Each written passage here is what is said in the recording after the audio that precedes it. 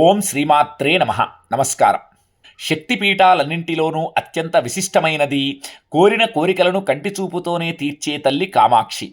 అష్టాదశ శక్తిపీఠాలలో రెండవదైన ఈ క్షేత్రానికి ఒక ప్రత్యేకత ఉంది. ఇక్కడ అమ్మవారు అన్ని ఆలయాల్లో ఉన్నట్టు నిలబడి ఉండరు, పద్మాసనంలో కూర్చుని ఉంటారు.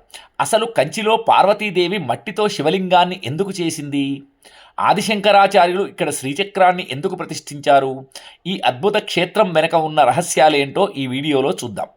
దక్షయజ్ఞం తర్వాత సతీదేవి శరీర భాగాలు భూమిపై పడినప్పుడు కంచిలో దేవి యొక్క నాభి భాగం పడిందని పురాణాలు చెబుతున్నాయి. కా అంటే సరస్వతీదేవి, మా అంటే లక్ష్మీదేవి. వీరిద్దరినీ తన కళ్ళలోనే ఉంచుకున్న తల్లి కాబట్టి ఆమె కామాక్షి అయింది. కేవలం ఈ ఒక్క ఆలయాన్ని దర్శిస్తే 51 శక్తిపీఠాలను దర్శించిన పుణ్యం దక్కుతుందని భక్తుల ప్రగాఢ విశ్వాసం. చాలామందికి తెలియని విషయం ఏమిటంటే, ఒకప్పుడు ఇక్కడ అమ్మవారు అత్యంత ఉగ్రరూపంలో ఉండేవారు. ఆ వేడిని తట్టుకోవడం ఎవరికీ సాధ్యమయ్యేది కాదు. అప్పుడు ఆదిశంకరాచార్యుల వారు అమ్మవారి ఎదుట శ్రీచక్రాన్ని ప్రతిష్ఠించి ఆ ఉగ్రశక్తిని శాంతింపజేశారు. అందుకే నేటికీ కామాక్షీదేవికి నేరుగా పూజలు జరగవు, ఆ శ్రీచక్రానికే పూజలు నిర్వహిస్తారు.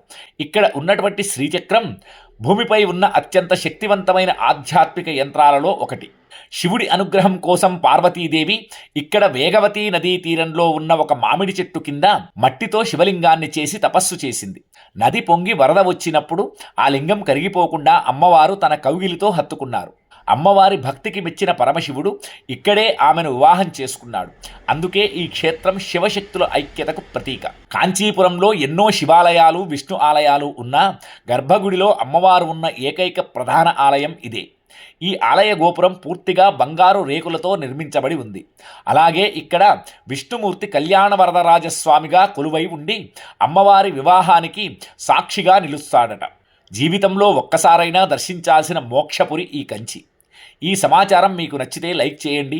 రేపటి 3వ వీడియోలో పశ్చిమ బెంగాల్లోని మర్మమైన శృంఖలాదేవి శక్తిపీఠం గురించి తెలుసుకుందాం.